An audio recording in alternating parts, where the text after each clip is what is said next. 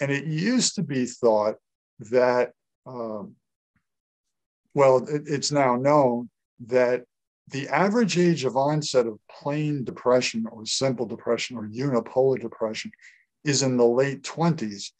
An age of onset in the teens or before of depression, again, is a marker for bipolar depression. So kids, adolescents, and young adults, especially with severe suicidal depression, must be worked up for the possibility of bipolar depression. It's not diagnostic, but the younger the age of onset, the more likely the person will eventually have a manic episode. And as it turns out, the data is onset of depression in the teen years. You follow them out over 15 years, 40 to 50% of them will eventually have a manic episode or hypomanic episode. Yeah, that's fascinating.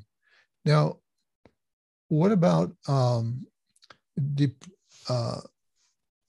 antidepressants and suicide? I think antidepressants are routinely prescribed, as you said, when people come in complaining of depression.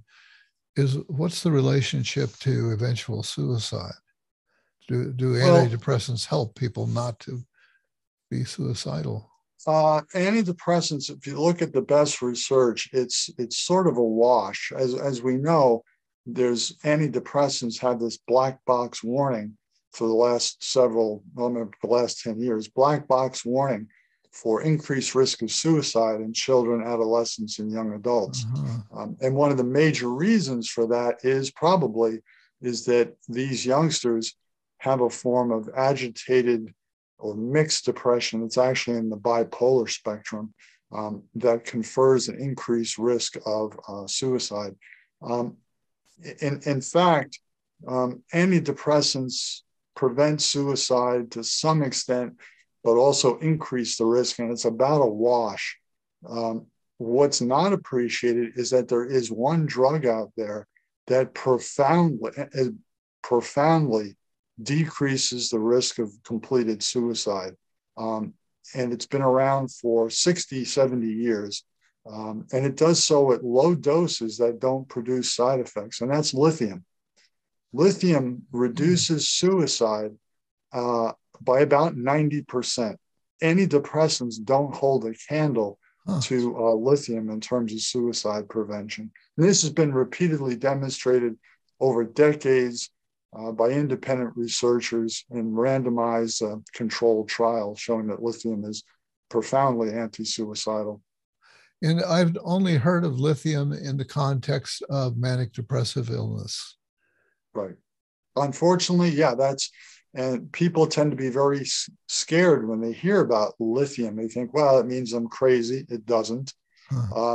Lithium not only prevents suicide, it is neuroprotective and is being studied as a treatment or a prevention for Alzheimer's disease. It reduces all-cause mortality and mood illnesses by a factor of, by 10 years. People live 10 years longer on it. And it is the most effective drug for preventing depressive relapse, whether it's someone who's bipolar or unipolar. So it's probably the most effective drug in psychiatry. It's just that a lot of people have a tremendous fear of it because of its association with, profound craziness. Wow, yeah, there ought to be a plane flying in the sky, with a big banner behind it. Lithium thing. Consider lithium. And you know why it isn't is because no pharmaceutical company can make money off it. It's an element. It's an element in the periodic chart, right near sodium. Yeah. And no one can make tons of money off of it. You'll see banners for Latuda and antidepressants, but not for lithium.